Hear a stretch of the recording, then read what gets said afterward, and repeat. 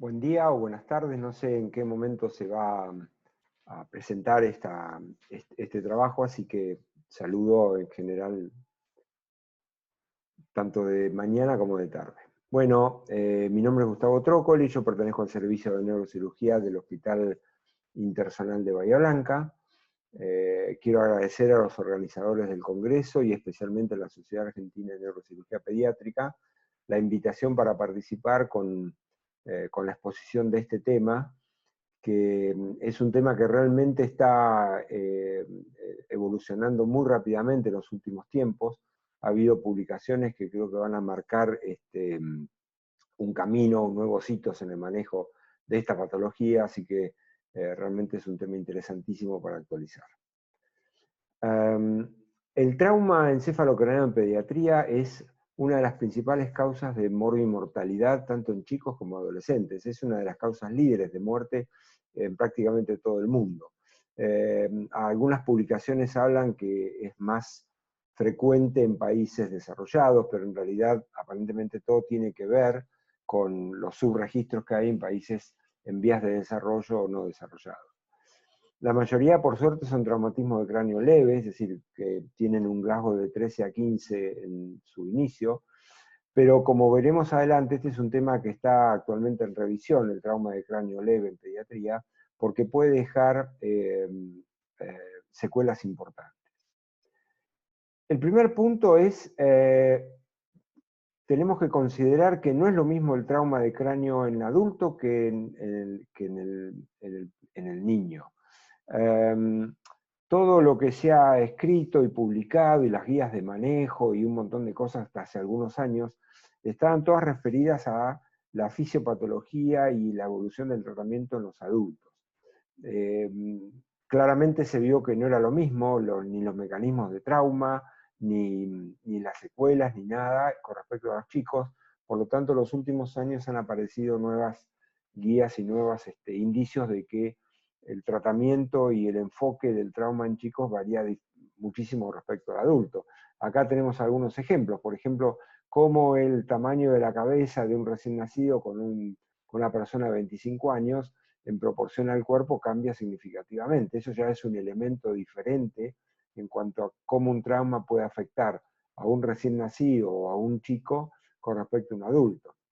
Lo mismo, fíjense acá, el tamaño que existe entre el cráneo y la cara en un recién nacido y cómo a los 25 años esto cambia radicalmente, ¿no? El tamaño de la cara en relación al cráneo.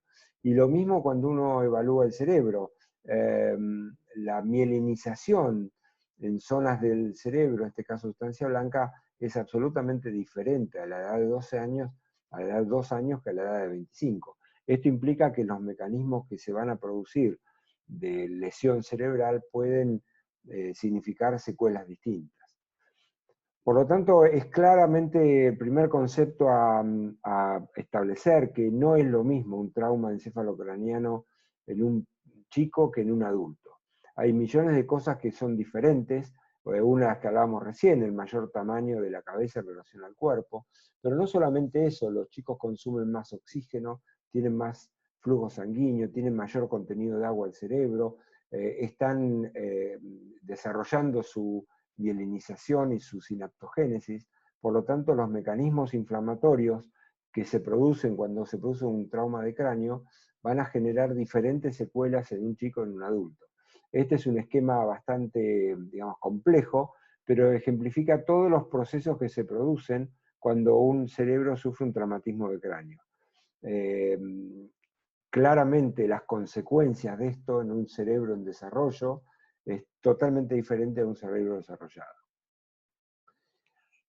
Para hablar un poco del tema, es un tema muy vasto y es difícil poder resumirlo en una exposición corta. Así que vamos a seleccionar puntos específicos del traumatismo encefalocraniano en pediatría. En primer lugar, vamos a hablar de algunos traumas específicos que se producen solamente en pediatría, y después vamos a hablar de lo nuevo que hay en cuanto al manejo, que esta era una falta que teníamos los neurocirujanos, porque manejamos el trauma pediátrico de acuerdo a las guías de manejo en los adultos, y esto por suerte ahora ha cambiado y tenemos nuevos nuevas herramientas para nuestro trabajo habitual. Traumas específicos para nombrar, tenemos ahí traumatismos intraúteros.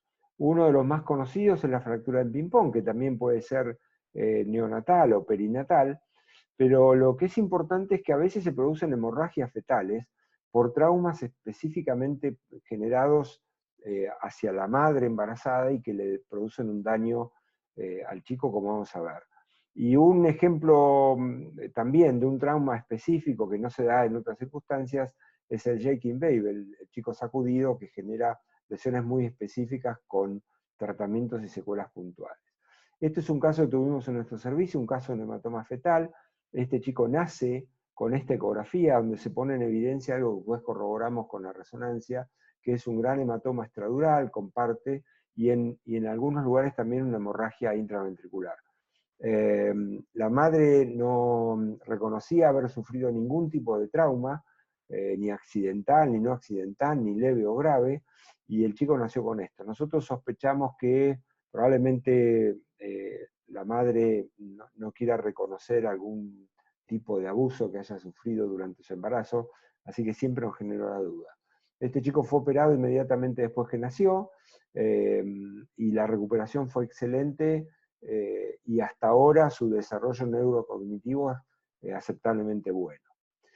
Otro trauma bastante común que vemos en la población pediátrica son los traumatismos perinatales por caída accidental. Habitualmente estos chicos se caen de la cama o se caen de los brazos de algún hermano, alguna hermana, y pueden producirse desde fracturas lineales con un hematoma, en este caso extradural, que esto es una situación muy grave. Este chico tuvo una caída de los brazos de la hermana a los 7 días de vida. Eh, Consultó en la guardia, en ese momento el chico estaba totalmente asintomático. En la guardia de un hospital zonal no tomaron ningún recaudo, no se hizo ningún estudio. Le dan síntomas de alarma, lo mandan a su domicilio y el chico a las pocas horas entra en coma y con vómitos, así que lo derivan urgente a nuestro hospital. Cuando llega nos encontramos con esto, lo operamos inmediatamente, pero la evolución lamentablemente fue muy mala. Este chico llegó con esto 24 horas después de producido el trauma inicial de la caída, y fíjense todo lo que generó a partir del golpe. Estos hematomas, si bien puede ser por ruptura de arterias meningias, por la fractura, suelen ser muy frecuentemente generados por sangrado diploico, que es bastante complicado en la edad pediátrica, no así en los adultos. Este es otro ejemplo de un chico por caída, se cayó de la cama, este chico tenía 2 días de vida, se le cae de los brazos de la cama a la madre y si bien estaba asintomático, desarrolló este extenso hematoma extradural, hematoma subgálico, también con una fractura lineal. Fue operado a pesar de lo asintomático y evolucionó también satisfactoriamente. Este es otro caso, este es un traumatismo de cráneo leve, con una fractura lineal acá y con un hematoma subdural laminar, con un chico, si bien no estaba asintomático, pero tenía síntomas leves y mínimos, así que este chico decidimos controlarlo, no se adoptó ninguna conducta quirúrgica, control clínico, se repitió la tomografía, el hematoma se disolvió espontáneamente y no fue necesario ningún tipo de medida quirúrgica. La segunda parte de la exposición es referirme a lo que creo que es lo más importante actualmente, que es la aparición de guías de manejo de trauma en pediatría. Esto era un problema que había en neurocirugía infantil, porque nos guiamos para el manejo con las publicaciones de la Brain Trauma Foundation, que la última es del 2017, pero publicaron en el 2019 en el Pediatric Critical Care Medicine las guías de manejo de trauma encefalocraneal en pediatría, y es una de las 3 partes de las guías que esta fundación va a generar. El manejo en adultos, como dije, del año 2017, el manejo en chicos del año 2019, y una guía de manejo prehospitalario tanto en adultos como en chicos que está por publicarse. Como sabemos todos, a partir de estas guías se reclutan estudios para lograr recomendaciones clase 1, 2 y 3, y de acuerdo al nivel de recomendaciones, de acuerdo a los estudios reclutados, los niveles pueden ser 1, 2 y 3 en cuanto a recomendaciones de manejo.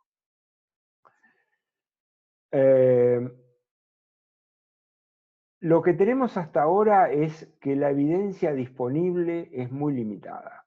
Para estas guías se consideraron 90 artículos, de los cuales 68 son algoritmos de manejo utilizados por los autores que los publicaron. No es un algoritmo de un estudio randomizado, multicéntrico, sino que son algoritmos adoptados por servicios prestigiosos, con gran volumen de pacientes, pero que son utilizados en ese servicio y no mucho más.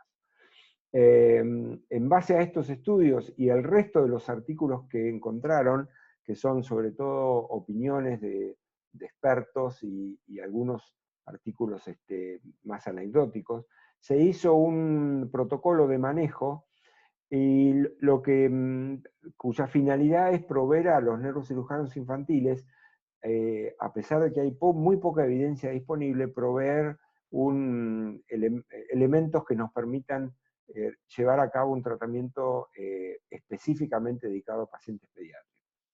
Esto es un resumen de esa publicación. Esto parece muy engorroso, parece un jeroglífico, pero en realidad es muy práctico, es muy fácil, porque además uno puede seguir una guía, una línea, un flujo de decisiones guiándose por los colores. Es decir, por ejemplo, siempre está referido estas guías a trauma de cráneo grave, ¿no?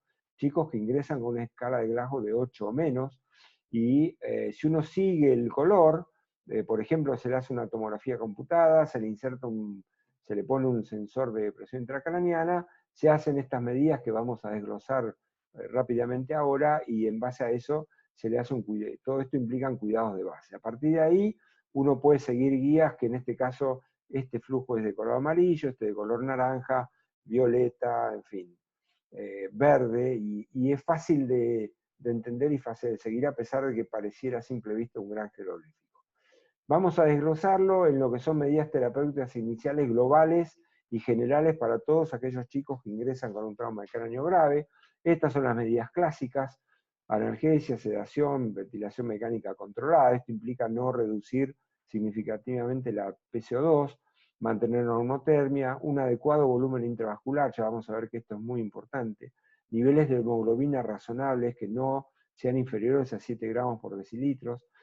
Generalmente hay una coagulopatía asociada que hay que tratarla, sobre todo pensando que este paciente puede en algún momento ir a cirugía, la cabeza en posición neutra, y el uso de drogas antiepilépticas, punto también muy controvertido, no hay evidencia concluyente en un sentido u otro, pero en general hay una recomendación de usar del levetiracetam en dosis de 1 semana, y algo que vamos a ver ahora, que es el uso, ¿no?, de un electroencefalograma continuo. Los chicos que están sedados y respirados pueden estar en un estado de mal epiléptico o tener convulsiones, mejor dicho, crisis, descargas epilépticas no convulsivas por los bloqueos musculares, que no sean evidencia, y eso prolongue su estado de coma y aumente las complicaciones a largo plazo. El primer punto que vamos a ver, y específicamente relacionado con chicos, es los sistemas, el manejo de la presión intracraneana. Los sistemas de monitoreo básicamente son por todos conocidos. El poder poner un drenaje ventricular que nos permita medir presión y eventualmente también usarlo como tratamiento ante elevaciones de la presión, retirando líquido, es el gold estándar. Esto no siempre es posible porque los traumas, como todos sabemos, los ventrículos suelen estar chicos y a veces no es tan fácil canularlos, así que se utiliza mayormente sensores intraparenquimatosos y eventualmente algún sensor telemétrico que nos permita medir por telemetría la presión intracraneana. Todos sabemos que hay curvas normales y patológicas. Esta es una curva absolutamente normal, en los cuales también hay evidencia que hay una compliance cerebral ante los cambios de presiones dentro del cráneo que permiten una compensación, pero pueden encontrarse curvas con presión normal, pero que ya indiquen alguna alteración en la compliance. Entonces es interesante analizar la curva. Una vez que se produce la hipertensión endocraniana, ya empiezan a aparecer las curvas patológicas, Generalmente las que más frecuentemente vemos son las curvas A, que son estas curvas en plató, y meseta y depresión, y después las curvas B, que son curvas más en espigas, una salva de curvas, después desciende la presión, otra salva de curvas, y eso indica, por supuesto, hipertensión endocraniana importante. Todo esto es conocido por todos. Este es un trazado de una presión intracraniana normal, con presiones normales. También en este caso estamos dentro de un rango razonablemente aceptable, pero fíjense cómo la presión diferencial es mucho mayor acá que la presión diferencial que existe en este trazado. Esto indica que la compliance está alterada y esto es un indicio de que estamos ante un problema. El tema de la presión intracraniana, sobre todo en chicos, genera puntos de controversia. Primero, ¿cuál es la presión intracraniana máxima aceptada? Bueno, esto es algo que no todo el mundo acepta. Para algunos es 15 milímetros de mercurio, para otros 20 milímetros de mercurio. Punto controvertido. En general ya vamos a ver que superar 15 milímetros de mercurio no es lo aconsejable. Hay que relacionarlo siempre con la oxigenación cerebral. Esto vamos a ver cómo hay que medir, preferentemente hay que utilizar algún sistema que nos permita medir la oxigenación cerebral, relacionarla a la presión intracraniana, porque eso nos permite adoptar medidas terapéuticas que mejoren tanto la oxigenación como disminuyan la PI, que no necesariamente son dos elementos que están directamente relacionados. Hay algunas situaciones fisiopatológicas que lleven a que no haya relación entre los niveles de PIC y los niveles de oxigenación. ¿Cuál es el umbral máximo para iniciar tratamiento? Otro punto controvertido. No hay una evidencia concreta, para algunos es 15, para otros es 20, para otros es 25, y también relacionado a cuánto es el tiempo máximo en que una presión que haya superado el umbral, cuánto tiempo debe durar ese aumento de la presión intracraniana para iniciar un tratamiento. Entonces nosotros cuando estamos evaluando la PIC tenemos diferentes niveles de tratamiento.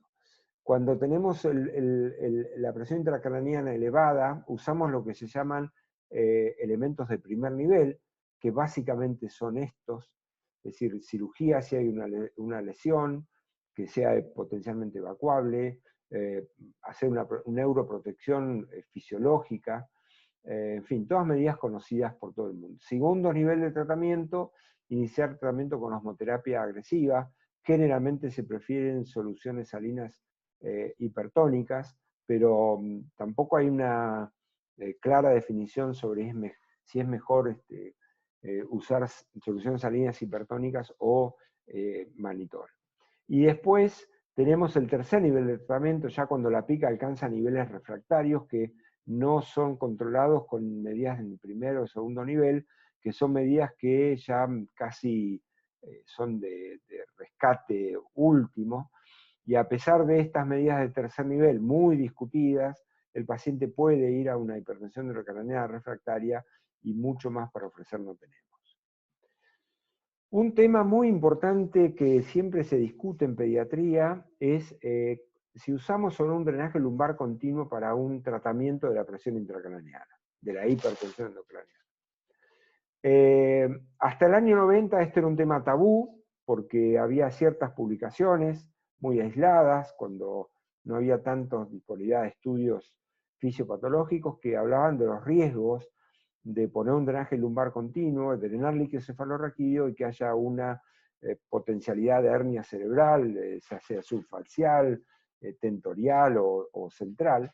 Así que había realmente había una negación a usar este tipo de drenajes, hasta que en el año 90 varias publicaciones, sobre todo en pacientes pediátricos, empiezan a estimular el uso de un drenaje lumbar continuo en situaciones de presión intracraniana refractaria.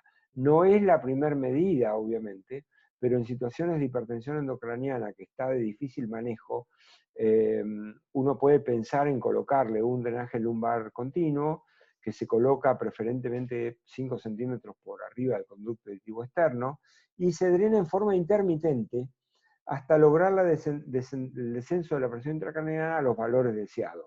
No es un drenaje lumbar continuo como podemos considerar según el título, sino que es un drenaje lumbar intermitente. Acá tenemos algunos ejemplos de publicaciones, cómo está la presión intracraneana antes y después de un drenaje lumbar intermitente. Se drena presión intracraneana alta, se produce el drenaje lumbar, en este caso, y cómo la presión cae. Pero fíjense cómo se mantiene 6 horas después los beneficios de este drenaje lumbar, que mantiene presiones bajas 6 horas después de haber hecho el drenaje.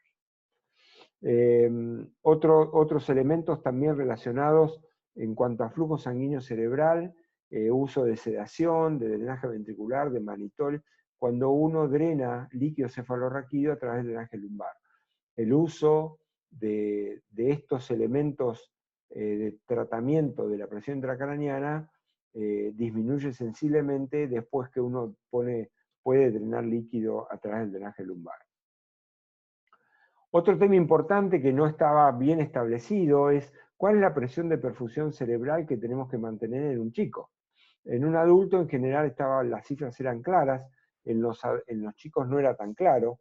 Otro tema también controvertido, otro tema que no tiene un rango de aceptación alta, pero en general lo que se postula es que debería mantenerse un rango mínimo de 40 milímetros de mercurio de perfusión cerebral en chicos y 50 milímetros de mercurio en pacientes adolescentes. Siempre hablamos de presión de perfusión cerebral, es flujo sanguíneo cerebral menos la presión intracraneana. Mejor dicho, presión arterial media menos la presión intracraneana. Y es importante también mantener un volumen intravascular óptimo en chicos, considerando que la PVC no debe ser inferior a 4 milímetros de mercurio y no superior a 10 milímetros de mercurio.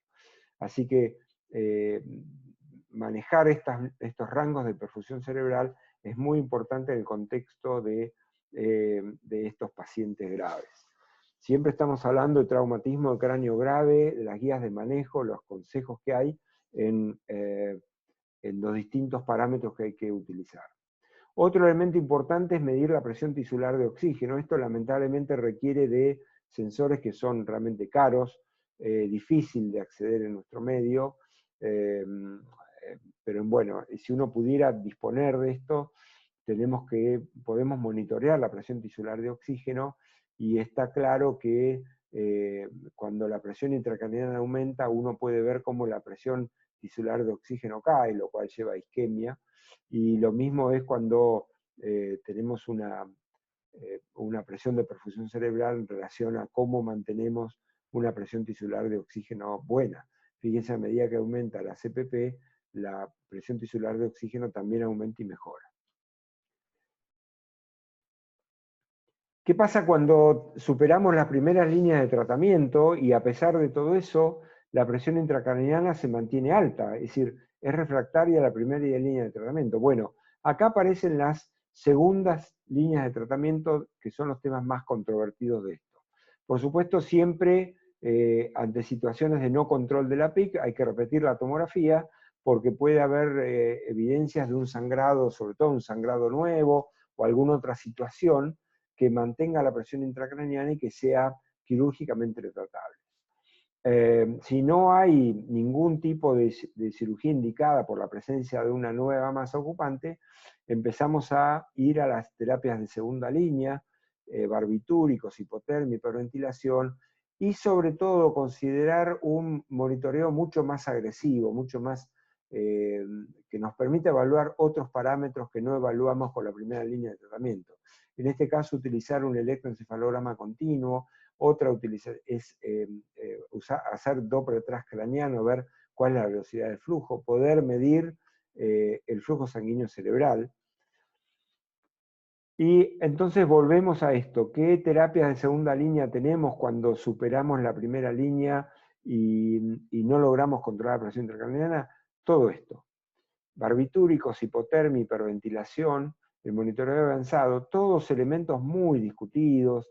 En general las publicaciones no han sido favorables a este tipo de terapias de segunda línea, salvo esta, la craniotomía descompresiva, de la cual vamos a hablar ahora porque, por suerte, esta misma fundación que editó las guías de adulto y las guías de pediatría, actualizó ahora recientemente, esto creo que es de septiembre de este año, qué hacemos con, o cuándo indicamos una craneotomía descompresiva en el contexto de un traumatismo de cráneo severo con una PIC intracraniana refractaria, una hipertensión intracraniana refractaria. Estas guías actualizaron las recomendaciones de craneotomía descompresiva que se publicaron en el 2017, porque en este lapso de tiempo aparecieron dos estudios muy importantes, el DECRA y el Rescue ICP, que fueron muy buenos estudios desde el punto de vista metodológico, aunque hay algunas objeciones mínimas, y difieren en algo muy importante. El DECRA consideró la craneotomía descompresiva cuando la presión intracraneana era refractaria y precozmente hacían la craneotomía descompresiva. En cambio, en el Rescue ICP, la indicación de la craneotomía descompresiva era bastante tiempo después, como vamos a ver ahora, en los casos de hipertensión intracraneana refractaria. ¿Cuáles son las recomendaciones de estas guías publicadas ahora? Tenemos varias recomendaciones. Si uno quiere mejorar la mortalidad y la evolución final, estos son un nivel 2A de recomendación. La craneotomía descompresiva secundaria, y con esto también tenemos que aclarar, cuando un paciente ingresa con un traumatismo de cráneo severo y, por ejemplo, tiene un hematoma subdural agudo, es prácticamente de rutina evacuarle el hematoma subdural y además dejarle no reponerle la plaqueta ósea, con lo cual estamos hablando de una craneotomía descompresiva primaria. En los casos que eso no se hizo, que el paciente no fue operado o directamente se repuso el hueso, se considera craneotomía descompresiva secundaria cuando hay hipertensión intracraneana refractaria tardía. Esto es más allá de los 10 días de tratamiento de la hipertensión endocraniana. Siempre estamos hablando de cuando uno quiere considerar mortalidad y la evolución final. No está recomendada en los casos de hipertensión endocraniana refractaria temprana, es decir, antes de las 72 horas, y cuando uno decide hacerlo, tiene que ser una plaqueta de por lo menos 12 a 15 centímetros frontotemporoparietal. Ahora, si uno se refiere a si nos sirve una craneotomía descompresiva para control de la PIC, entonces la craneotomía descompresiva se recomienda en casos de hipertensión endocraniana refractaria temprana o tardía, pero sin correlato con la evolución y mortalidad final. ¿Qué quiere decir esto? Cuando estamos en presencia de un paciente, de un chico en este caso, que tiene una hipertensión endocraniana, que es refractaria a la primera línea de tratamiento y no tiene una lesión quirúrgicamente tratable, uno podría considerar realizar una craneotomía descompresiva rápida o tardíamente, pero solo pensando en que va a lograr control de la presión intracraniana. Cuando uno descomprime, la hipertensión intracraniana claramente se reduce. Ahora, ¿la mortalidad y la evolución final cambian? Bueno, pareciera que eso solo cambia cuando uno hace una craneotomía descompresiva en los casos de hipertensión intracraniana refractaria que dura más de 10 días, 7 a 10 días. Para lograr una mejor evolución, en los casos de hipertensión temprana, no estaría indicada la craneotomía descompresiva. Esto, como es un nivel de recomendación intermedio, diría yo, prácticamente queda librado a la decisión de cada neurocirujano en particular. Nosotros en nuestro servicio decidimos que la craneotomía descompresiva es un elemento a utilizar rápidamente. Si el paciente ingresa con un traumatismo de cráneo severo, le ponemos un sensor de PIC, hacemos todas las medidas rutinarias, elevación de cabeza, en fin, y vemos que no logramos reducirle la presión intracraneana, no esperamos mucho tiempo, directamente lo llevamos a quirófano y le hacemos una amplia craneotomía descompresiva, y en nuestro caso, además del tamaño de la craneotomía, insistimos mucho en hacer una craneotomía que llegue bien a la base de cráneo, es decir, que nos permita descomprimir el área de la base de ambos temporales, o de un temporal, si es unilateral, porque eso aparentemente reduciría la compresión de tronco, que es donde se producirían las mayores secuelas en estos pacientes. Entonces, cuando hablamos de recomendaciones en general de las guías de manejo, tenemos recomendaciones referidas al monitoreo. Por ejemplo, ¿tenemos que medir presión intracraneana? Sí, pero fíjense que es un nivel 3. creo que hoy nadie duda que hay que monitorear la presión intracraneana con un traumatismo de cráneo grave, pero el nivel de recomendación es 3, no hay estudios realmente importantes que avalen esto. Creo que esto es más usos y costumbres que otra cosa. Tenemos que hacer un neuromonitoreo avanzado, es decir, utilizar electroencefalograma continuo, Doppler transcraniano u otros elementos. Bueno, también estamos en un nivel 3, esto ya es más costoso, no siempre tenemos disponibilidad de estos elementos más sofisticados en las terapias, así que también es un tema muy controvertido. ¿Cuáles son los niveles de umbrales para tratar la hipertensión endocraniana? Es decir, ¿cuáles son los umbrales? Primero hipertensión endocraniana y después la perfusión cerebral. También, nivel de recomendación 3. Aparentemente, el blanco es que no supere los 20 milímetros de mercurio. Lo mismo en cuanto a tratamiento de la presión de perfusión cerebral. Una CPP como mínimo de 40 milímetros de mercurio, sería el umbral mínimo a partir del cual hay que empezar a tratar la presión de perfusión cerebral independientemente del tratamiento que hagamos de la presión intracraniana. Lo mismo con guías con respecto al tratamiento, la terapia hiperosmolar, analgesia, sedativa. Fíjense, solamente en la terapia hiperosmolar tenemos un nivel 2 de tratamiento, el resto prácticamente son niveles 3. También drenamos líquido, nivel 3. Hacemos profilaxis de convulsiones, nivel 3. Todas estas cosas nosotros las hacemos rutinariamente, por lo menos las de primera línea. Sin embargo, no estamos haciendo tratamientos o terapéuticas o diagnósticos que estén avalados fuertemente por las recomendaciones de guías o de publicaciones de estudios randomizados o estudios de corte de gran cantidad de pacientes. El último tema a considerar es algo que también en los últimos tiempos ha tenido un auge importante, que es qué pasa con los traumatismos de cráneo leve en los chicos. Es decir, traumatismos de cráneo que producen o generan un rasgo de entre 13 y 15. ¿Son banales? ¿Es algo que realmente no hay que darle importancia? Bueno, la sensación es que no. Hay unas guías que ahora vamos a ver que se publicaron de manejo de trauma de cráneo leve, en la cual considera los síntomas post-traumatismo del cráneo leve en 4 grupos: síntomas somáticos, cognitivos, afectivos y qué pasa durante el sueño. Y acá tenemos un montón de síntomas de cada una de estas 4 esferas que nos permite catalogar a los chicos y hacer criterios clínicos de bajo riesgo, de riesgo intermedio, de alto riesgo en relación a chicos de 2 años o más, o chicos menores de 2 años.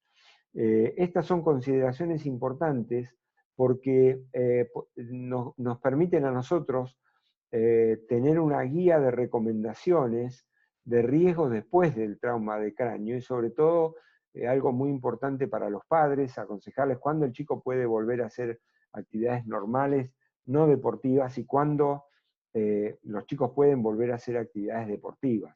Esto ustedes saben que los primeros indicios de que el trauma de cráneo leve no era tan leve se produjeron a partir de estudios en futbolistas de fútbol americano que sufren reiterados traumatismos de cráneo, y se establecieron ya unas guías hace unos años en adultos que permitieron mejorar mucho el pronóstico en estos traumas de cráneo leve. Bueno, por suerte, esto se ha logrado establecer también en chicos y nos permiten hacer recomendaciones en los traumas de cráneo leve en los chicos en edad pediátrica. Bueno, muchísimas gracias. Esto es todo lo que les pude transmitir del manejo y consideraciones actuales del trauma de cráneo leve.